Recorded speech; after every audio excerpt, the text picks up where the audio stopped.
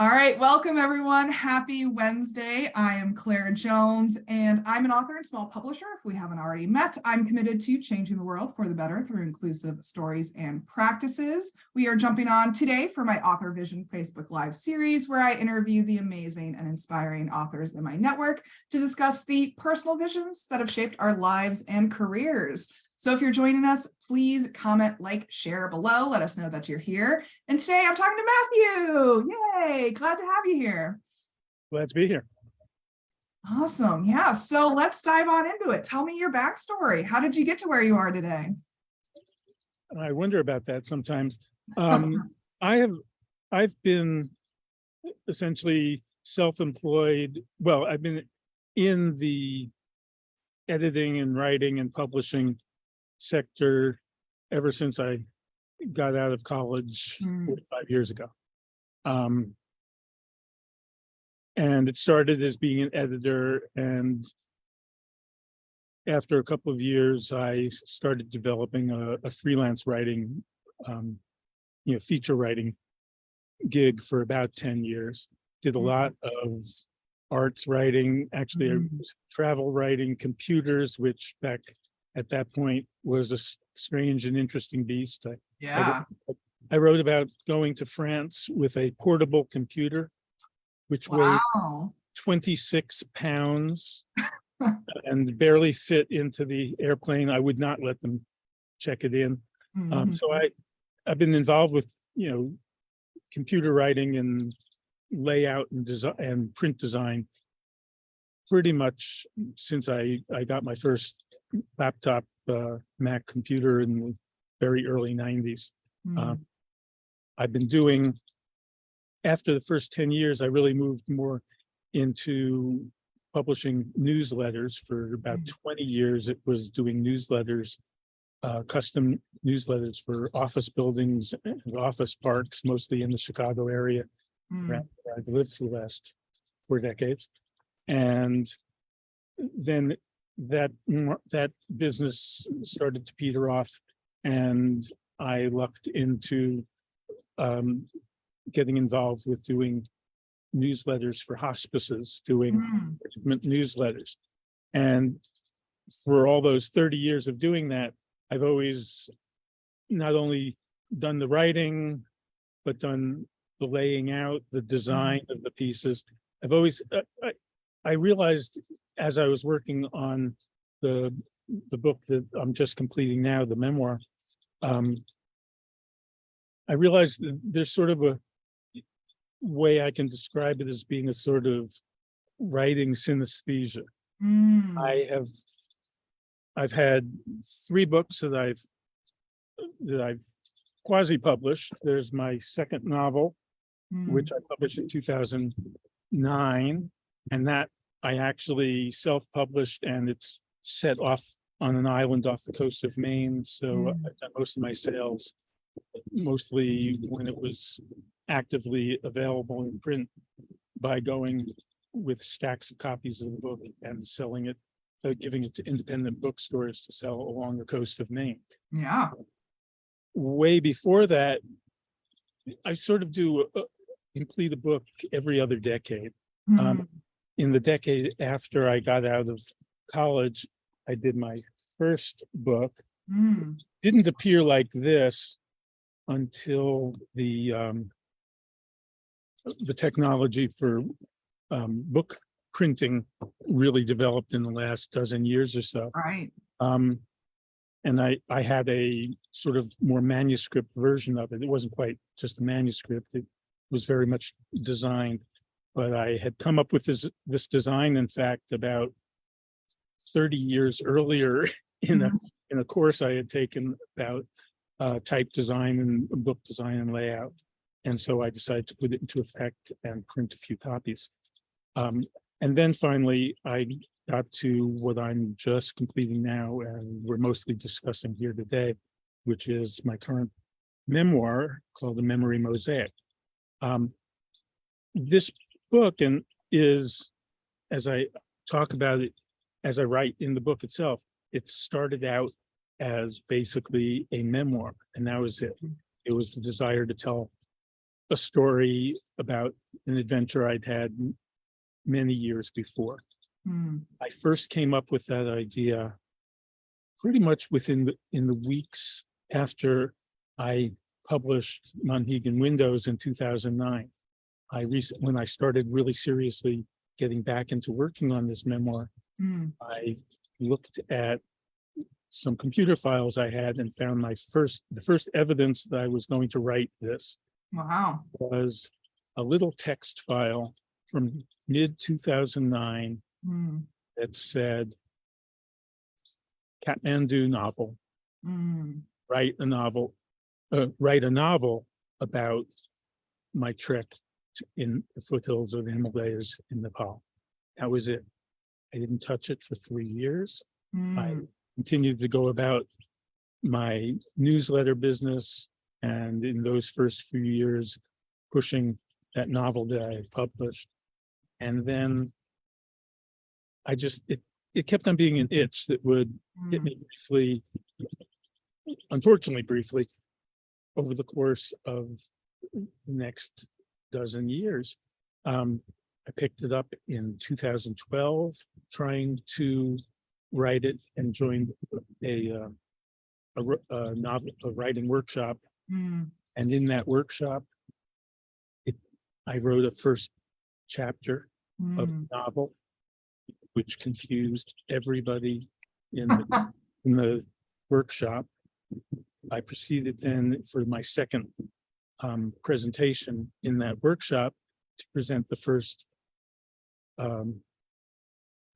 chapter as a memoir instead of trying to make it a novel. And that didn't quite work either. And it just got put aside.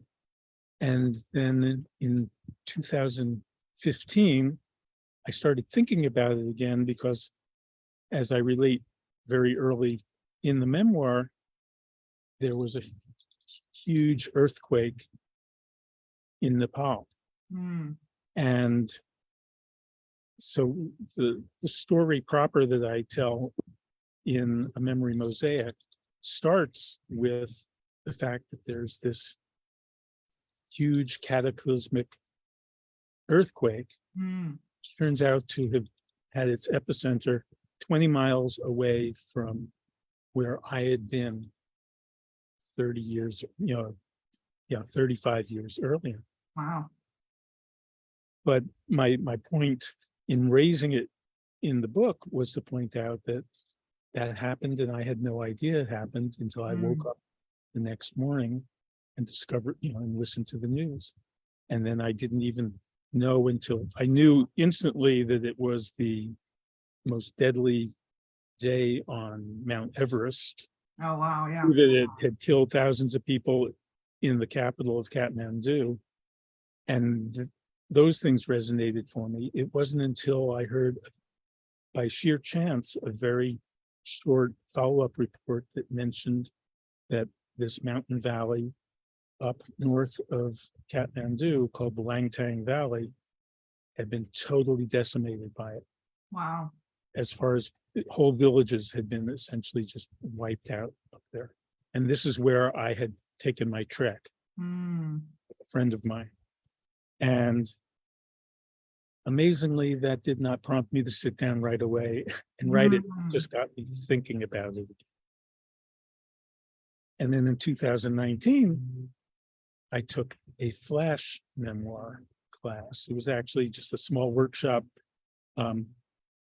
2 friends from a book club that I'm in, as well as a third person plus the instructor. So it was just 5 of us all together. Wow. And what I wrote turns out to be, the flash memoir I wrote was relating this fact of learning about this event in Nepal. Yeah. And then I put that aside again. So that was 2019. Here we are.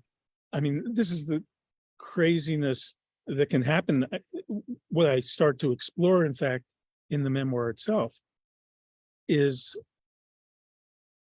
I finally sat down and decided I'm going to look and see if there are writing groups online that can give Mm. me some. Actually, I started with a podcast, and that was a podcast that um, a woman named Christine Whitmarsh, Mm. which is a daily podcast, um, just a few minutes long each day. And I started listening to it. And as she did in every single podcast, she mentioned that she had an authors, a writing group, private Mm. online. I wrote and asked her if I could join in, having listened to the podcast. She added me in. And that was at the beginning of 2021. It was during COVID, though, as a person who's been self-employed for most of the last 35 years, COVID really didn't change all that much for me. Right. It's, I got to see everybody else be as isolated and Right. computer bound as I was. But I started taking advantage of being a place where I could be held accountable for trying to get this done. And I just set about doing 500 words a day, at least 5 days a week.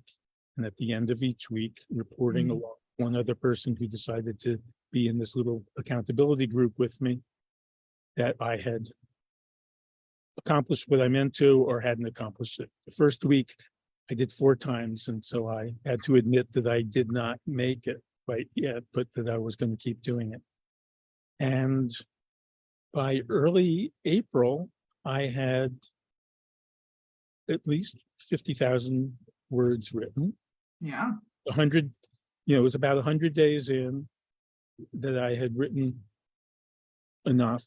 But what I also realized is that I had gotten myself going by saying I would write anything that had to do with the trek. I had the one thing that I had on hand that I hadn't lost over the course of the years of moving a total of 7, 8 times since I moved out. Actually, the timeline was I took this trip to Nepal in a month that was in between living in Philadelphia, where I'd gone to college, and packing up a U-Haul truck and driving to Chicago to move there, where I've been at the Chicago area ever since. And I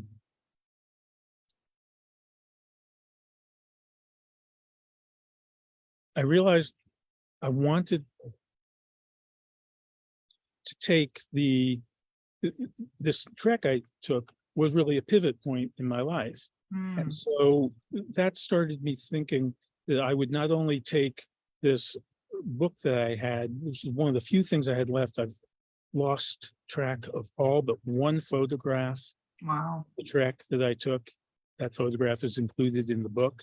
And I'd lost track of a lot of the materials, letters that I had written or had collected of what other people had written me. So a lot of it, all of it was basically based on this book that I had taken with me on the trip.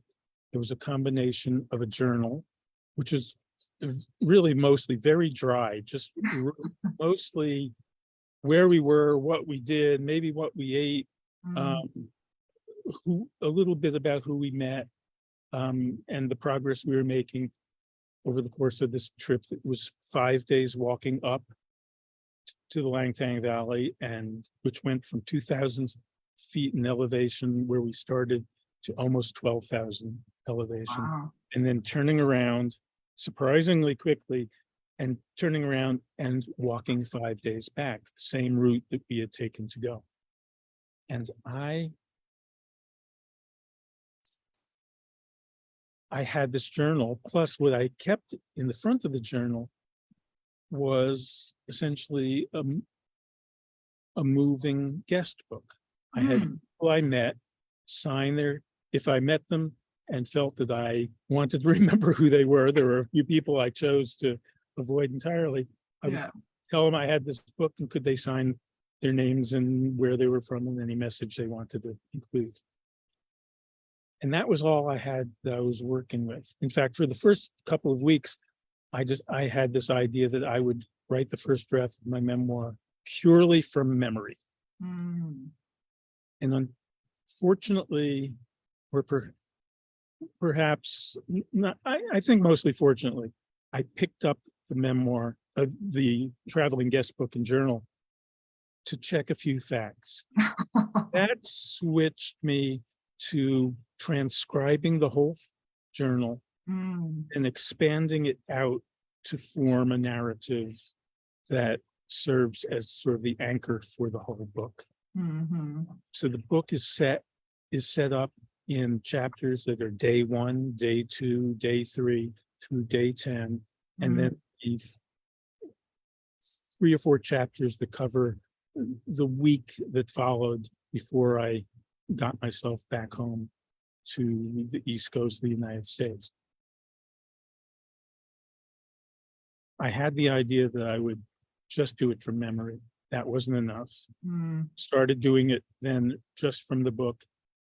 And I was able to keep to that. And I think that was an important aspect. I didn't want this to turn into a research project, Mm. which a lot of people talk about. You have to Totally. be careful to avoid doing something like that. So the trick was to look up things, to clarify muddiness occasionally Mm. about geography. Was I remembering where things fit? Because this was obviously a very geographical book. It was Mhm. based on the travels. But as I started working on piecing this together, I started finding myself sort of being inspired by different metaphors. Mm. First important metaphor, and one reason why I'm sitting here where I am, not in front of a bookshelf in my backyard, was because about 2/3 of the way through that first draft, I was sitting at my kitchen table, looking out the back door at that tree that's right behind Mm. me. Now I can move it a little to show you. This is one crazy impressive tree. Yeah, that's a good tree. It goes up and on forever, and also Yeah. dump branches like you wouldn't believe all over our lawn all year.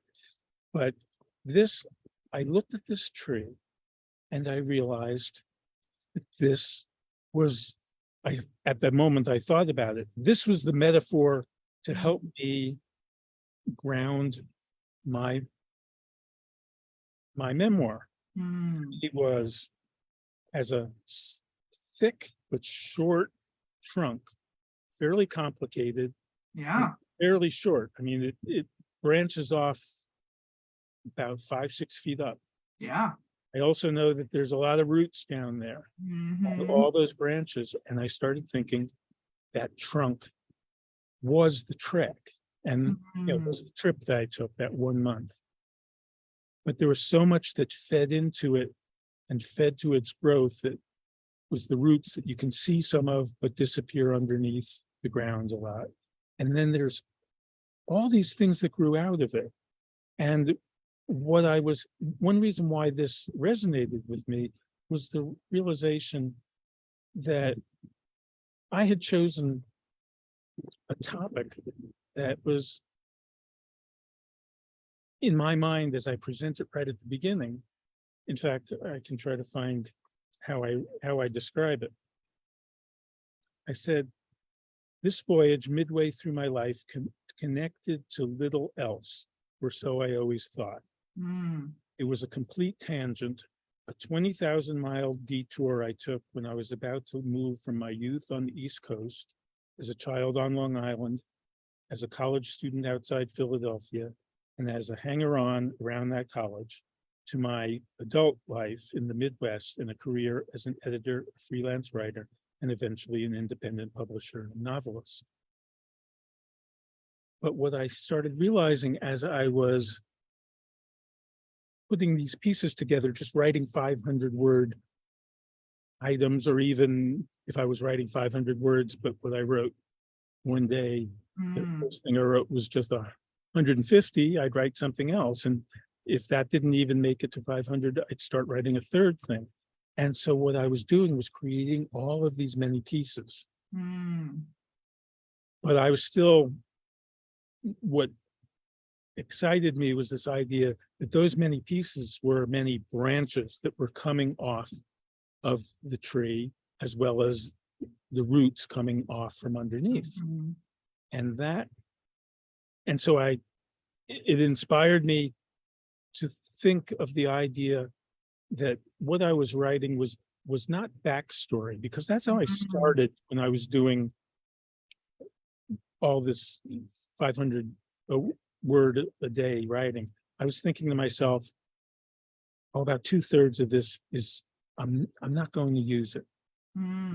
It's going to serve to give me some sense of the background of how my mind was thinking about how I got to where I was, to that small adventure in my life.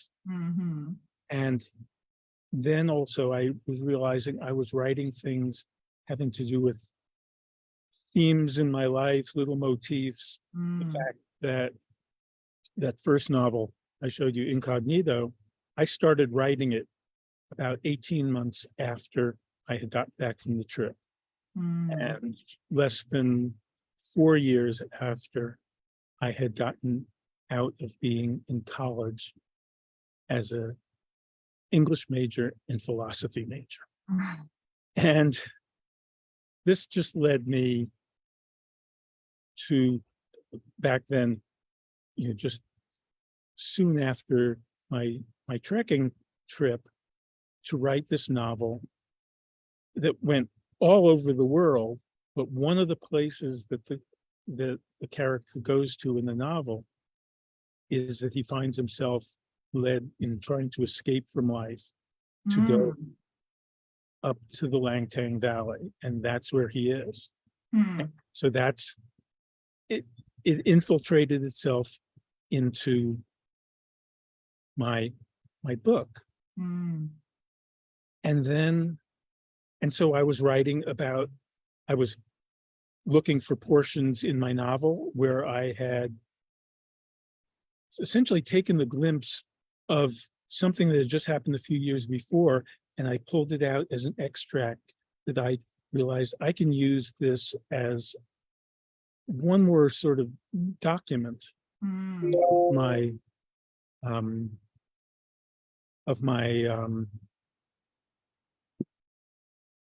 what's the word for it?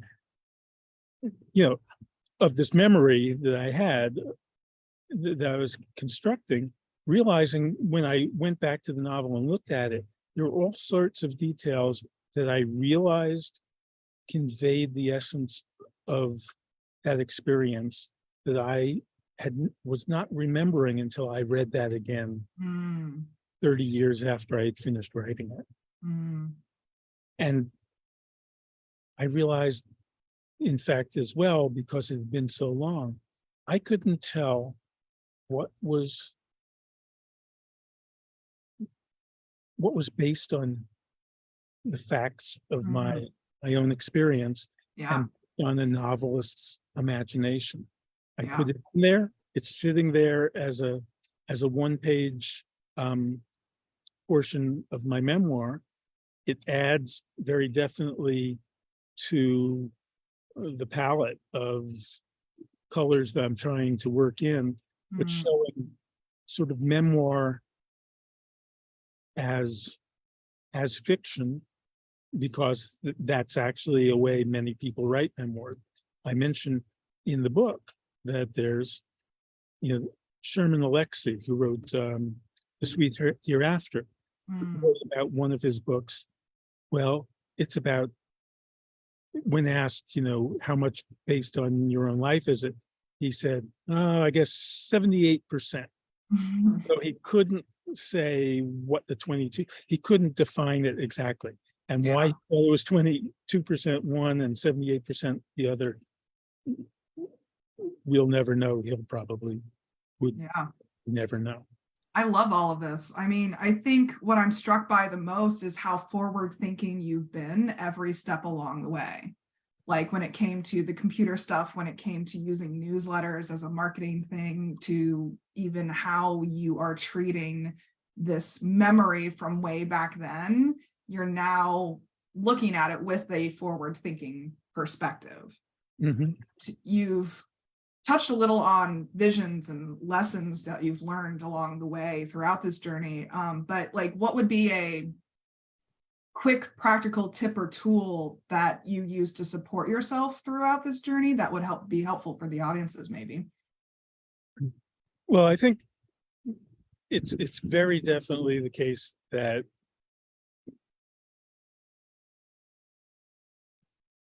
you should just start writing when you have the ideas. That the primary audience that you're starting with is yourself. It may very well, in the end, depending on what you end up writing, how deeply you can get yourself into it, how it resonates to you, whether you want to share it with others and who you want to share it with, how much the audience broadens out beyond you. If you just have to start writing, I think the idea of writing it in pieces, I hear too many people, and I experience it myself writing my novels, working too much with, at certain times, trying too hard to start at the beginning and go to the end. I realized that I'm not a linear writer. Sure. So what's interesting about the memoir that I've written here is that in its basic structure, it is incredibly linear. It's set up by these 2 weeks, essentially, from day one until the 4th or 5th of the after days, as I refer to them. And that is carrying the reader chapter by chapter through a very tight linear timeline, which I bust apart totally, because once I get done relating each day, I then get into those portions that are either to take the tree metaphor, that are either the roots down here, the branches up here, and presenting them just as fragments, one after the other. Some fragments may be half a page long at most. Some of them may go on for a couple of pages, 2 or 3. But the idea is that I've tried to group them along with a day, where what I'm saying, you can see how I was prompted to remember this memory from when I was 14 years old. How I remembered a memory from when I was 6 years old and 7 years old. How that can fit in. And then I also realized, as I was going through this process of writing the memoir, and I think this is an important thing for people to realize, the value of memoir. I started it, I was aware of the idea of, write yourself a mission statement as to what you want to accomplish and keep yourself grounded. And it was very simple. I am going to write a memoir about my trek. And the more I wrote these fragments, I realized that's not enough. So what at first I referred to as my intent, but basically I realized was the mission statement to myself. It opened up to exploring how this memoir was speaking to me and to others about how you don't have no period in your life is isolated, however isolated you think it was. And mine was the biggest tangent you can imagine in your life. That it fits in to your life in a larger way. But that then made me realize that I did not want that. I had written my first book totally, it was very much a me novel. It Mm. was to get all the demons out that I had from 4 years of studying English literature and philosophy. And it's a very complicated book based on the complicated books that I had been studying in college. Yeah. 2 decades later, I write a second novel that's not as intensely personal. It's trying to talk more about community, Mm. although it's still very much individually focused.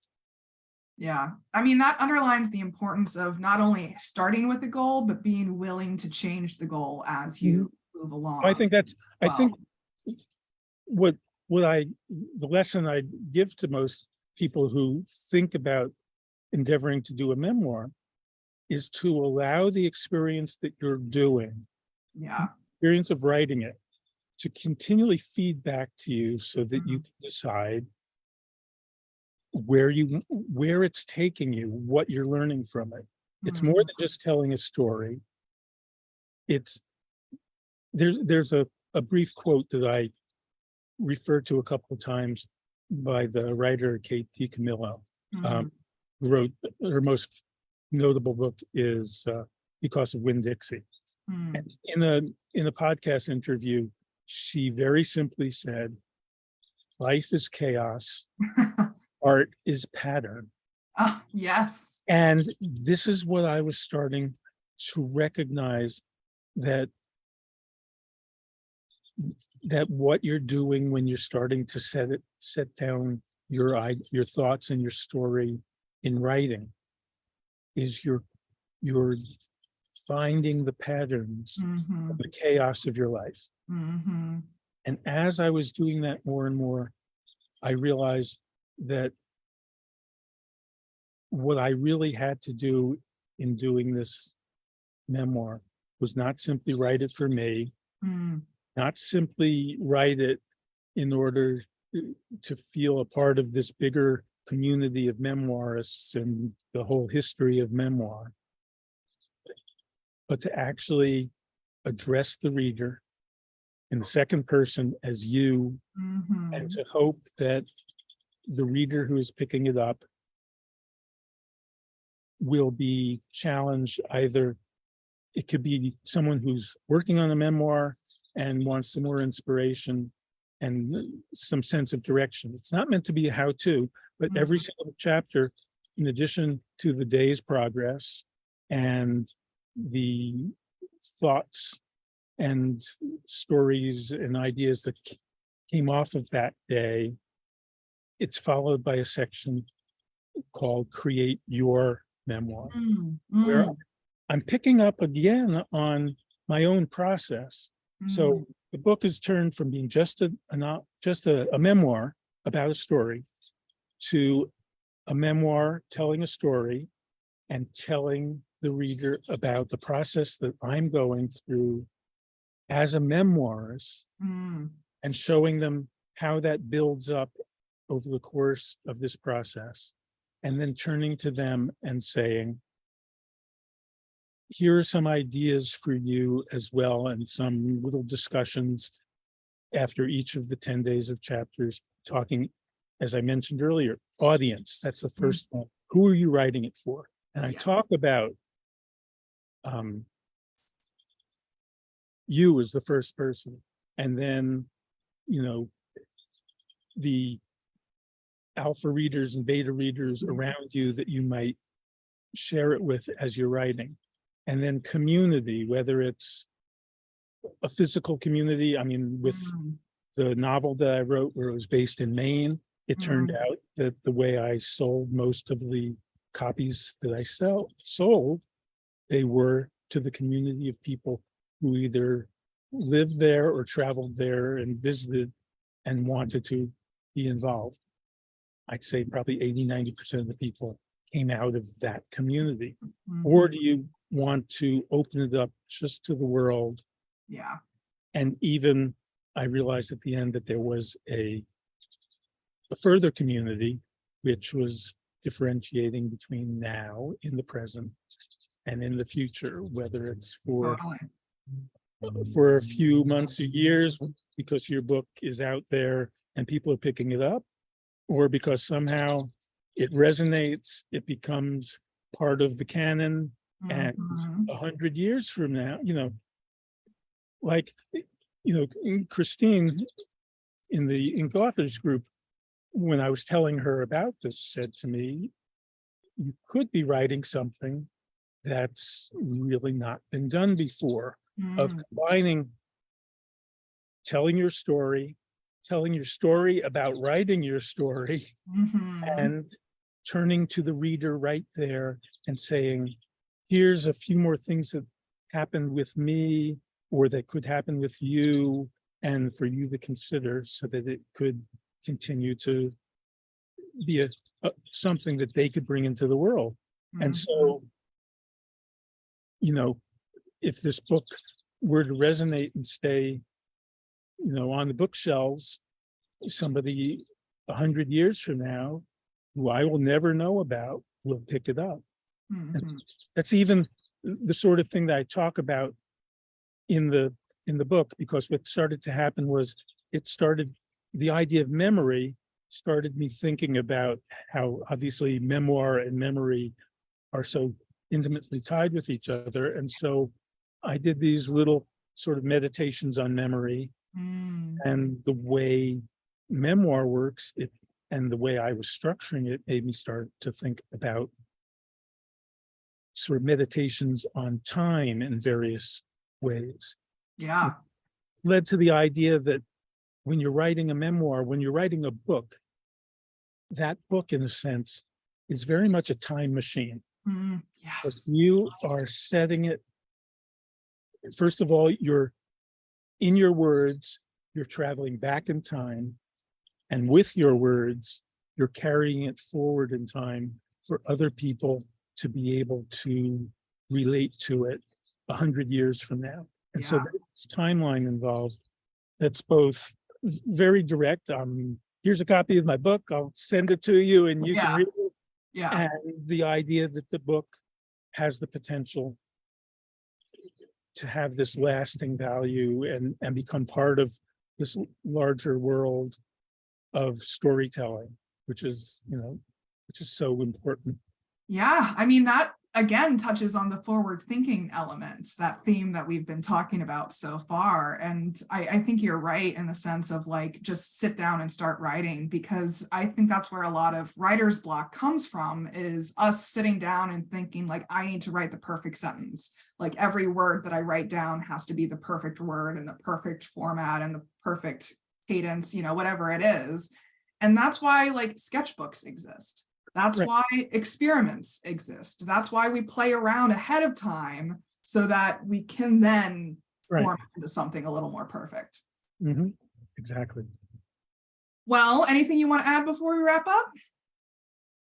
No, I probably said, well, I will, I'll go back, because obviously the tree didn't last the entire time. Mm. I guess the final little story I wanted to give was, and has to do with sort of the evolution of metaphors that you sort of carry along with you Mm. in order to keep your motivation, keep your focus. When this tree in my backyard took a hold of me, I decided I wanted to, as I said, I have this writing synesthesia. I've never, in neither of my memoir nor my second novel, which I started in 1997 and finished in 2009, neither of them were ever written as a traditional manuscript. By the time I started writing the novel Monhegan Windows, I was already doing print layout and publishing and designing newsletters for 7 years at that point. Sure. So my idea for the novel and my ideas for how it would set itself up in print and in design were happening at the same time. Yeah. it's an incredible time waster in one way, to be spending my time figuring out what font I want to use for this part of the story and what font I want to use for that one, and how do I integrate the photography that I'd taken into one aspect and the Mhm. artwork that I gotten from artists on this island to use in other parts of the story. But at the same time, it also kept me growing and kept the Mhm. concept gelling until I got to the final book. It has a crazy side effect of the fact that people I'll show it to and will feel like I'm giving them a final product. It's only Mhm. been very recent years that people have been more comfortable tearing me apart for criticism. When Sure. I send them this thing that looks like a, a published book, when Mm. it's really just my process of doing all the aspects of it at once. So I Mhm. wanted to do a cover that incorporated the idea of the tree as a motif. Mm. So I went online, I did trees, I Googled trees, illustration, I forget whether it might have been just that. I Mhm. hit images, hit return, and up pops all sorts of stuff.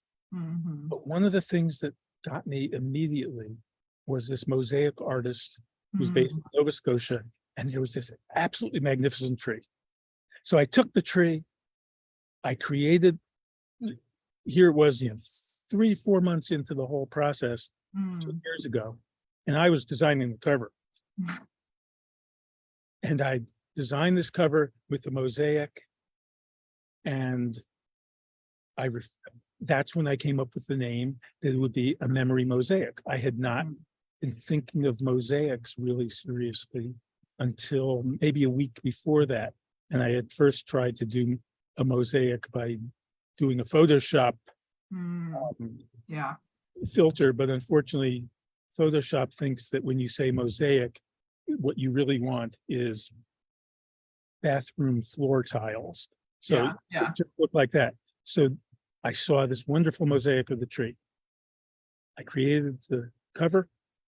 I showed it to people in the Ink Authors group. Mm. They said, huh? What's that mean? What's your book about? It had Mm. nothing to do with mountains. It had nothing to do with walking. It had nothing to do with writing a memoir. It was just this great tree that meant a great deal to me. And so for 1 week, 2 weeks, I had this great cover that meant nothing to anyone except me, except it moved me forward and made me realize I needed to contact the mosaic artist Mm. and tell her that I'd love to commission her to create a mosaic. Mhm. I was still trying to figure out the design, the layout of the aspects of it. It might take a year. Mhm. Show her what I was coming up with when I did come up with it. And when I was close to a finished product as well, when I sent her that, I would send her that draft of the book. Mm. And that's when it got turned into the mosaic that you see on the cover. Mhm. I also sent it to her, and she, along with my partner, were really the first people to ever read the book as a whole. Yeah. This woman gets it. She says, I'm an artist. I have a really short attention span. I never read. I have no interest in reading things. I had pointed her out. She even sort of commented on that fact when I said, I can send you the book. Mm. And she um, said, I don't count on me reading it much. And I pointed out to her the specific pages in the Mm. book where I talk about the process of finding her and then and how it moved me forward as far as the concept of writing a memoir as a mosaic. Mm. She got it and came back to me about a week later when we were going to talk about ideas further based on the composite of several photographs that I had created. And she said to me, I started reading the book, and I did keep on stopping and thinking about my own life.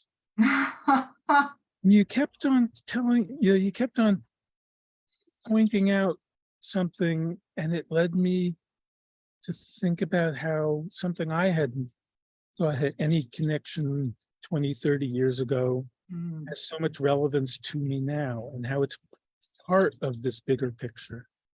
And in fact, what she said was, I read the whole thing. And it just, that was, you don't get the opportunity as a writer who publishes a book and sends it out unless you're lucky enough to do, book signings and book readings and get to talk with people. Even in those cases, when you do book signings and book readings, most of the people haven't read the book yet. Yeah. You don't get to talk to someone who has actually read your book as a reader. I mean, that's why alpha readers and beta readers can be so important, because they can be among the very few people Totally. who you get to sit down with, and over the course of hours, days, weeks, even months, get to talk with back and forth about what you've written, and to really develop a sense of how much that book can absorb itself into that person's consciousness. And yet, I was writing this book that said to anyone, are you working on it? I'm writing it to you. And I said, I-O-U. Yeah.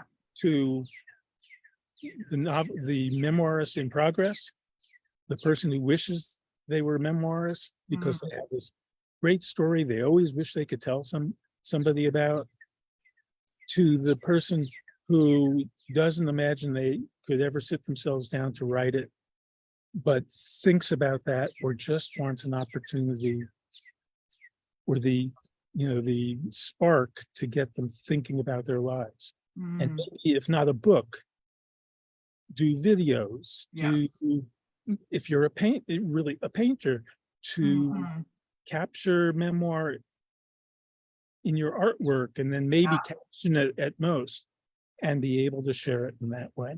Yeah. And so it was to hand the book to one of the first people who should have stopped, who could very well have stopped reading it 5 pages in. And in fact, she read it in a version that had an introductory chapter that was 15 pages long, that everybody told me was way, way too long. It's now 6 pages. She read this whole thing, and she really could appreciate it and enjoy it. And that made me realize that if I can get down to that level of audience, the you who is just thinking about things, maybe I've struck on something, struck a chord here. Yeah, I absolutely love that. That was a great story. I mean, this is powerful stuff that we talk about on this podcast, and audience, we definitely encourage you to share your own thoughts and feelings and stories and insights with us as well, because we've all experienced something like this in our lives, and we'd love to know how stories like these have impacted you in your own lives. So special thanks. Go ahead.